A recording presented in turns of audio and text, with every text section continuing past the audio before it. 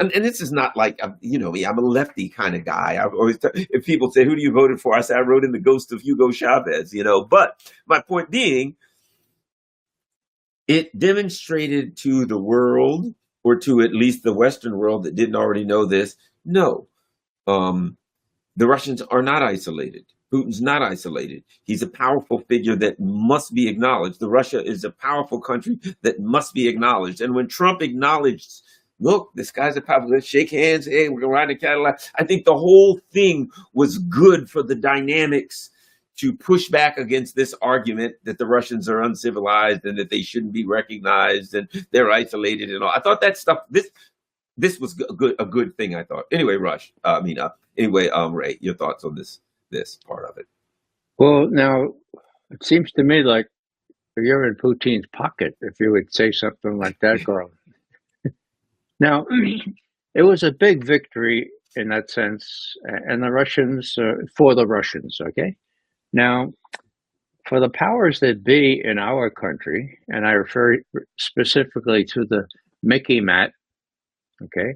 This is the MIC that Eisenhower explained, the military-industrial complex, elongated over these several decades into the, if you got a pencil, this is on the final exam, okay?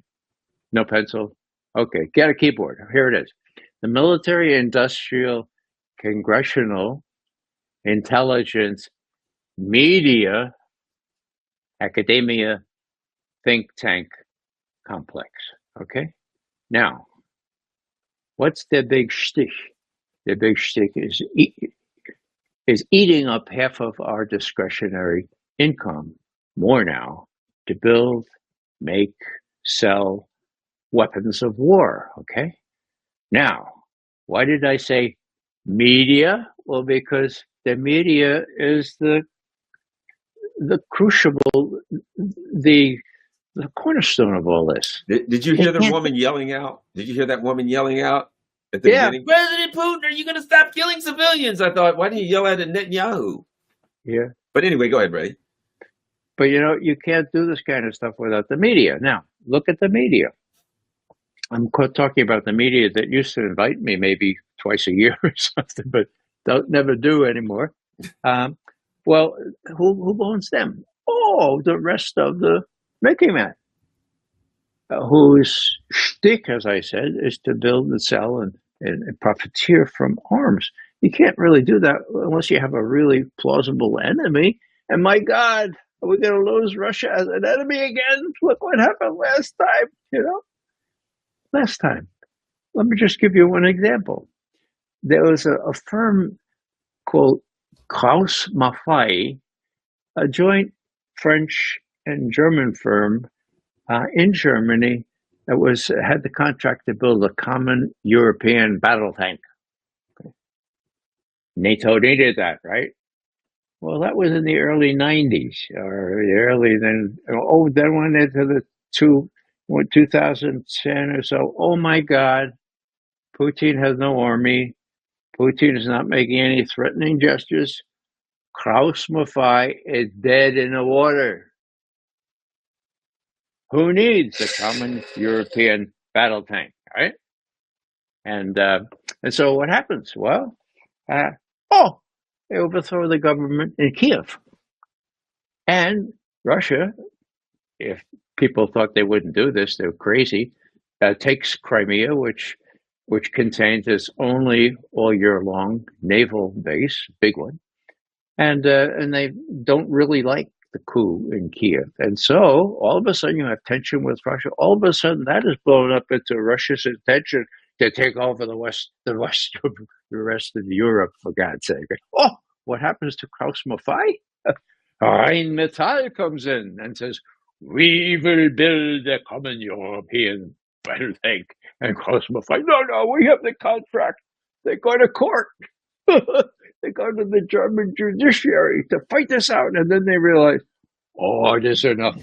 There's enough for this for both of us. So Kraus Maffei builds the body, right? And Rheinmetall would put the turret stuff on stuff.